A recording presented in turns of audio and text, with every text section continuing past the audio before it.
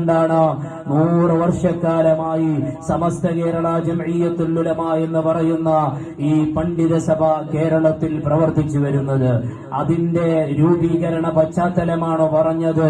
കേരളീയ മുസ്ലിമീങ്ങൾ ഐക്യത്തോടുകൂടി അന്ന് സ്വാതന്ത്ര്യ സമരത്തിൽ ബ്രിട്ടീഷുകാർക്കെതിരെ സമരം ചെയ്തപ്പോൾ അവരുടെ അരപ്പട്ടകളിൽ അവർ സൂക്ഷിച്ചു വെച്ചിരുന്ന ആത്മീയമായ പ്രചോദനം അത് മുഹിയുദ്ദീൻ മാലയായിരുന്നെങ്കിൽ ബദറിന്റെ ഭൂമിയിൽ വിശ്വാസികൾക്ക് കരുത്ത് പകർന്ന മഹാന്മാരായ ബദരീങ്ങളാകുന്ന 313 പേരുടെ ചരിത്രവും അവരുടെ ചരിത്ര സ്മരണയുമൊക്കെ എഴുതി തയ്യാറാക്കിയ മാല മൗലിദുകൾ അവരുടെ അരപ്പട്ടകൾ തിരികെ അവരുടെ ആത്മീയമായി അവർക്ക് വേണ്ട കരുത്തുകൾ സജ്ജീകരിച്ചുകൊണ്ടാണ് സ്വാതന്ത്ര്യ സമരത്തിൽ ബ്രിട്ടീഷുകാർക്കെതിരെ മാപ്പിള മലബാറിന്റെ ഹൃദയഭാഗത്ത് അതിമഹത്തായ മലബാർ കലാപം രൂപമെടുക്കുന്നത്.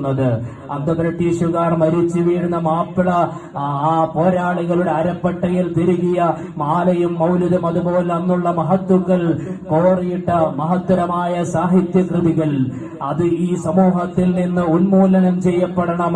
അതിനെയും ഇവിടെ പാടിക്കൂടാ, പറഞ്ഞുകൂടാ, വായിച്ചുകൂടാ, എഴുതിക്കൂടാ എന്നുള്ള കുടിലമായ തന്ത്രത്തിൽ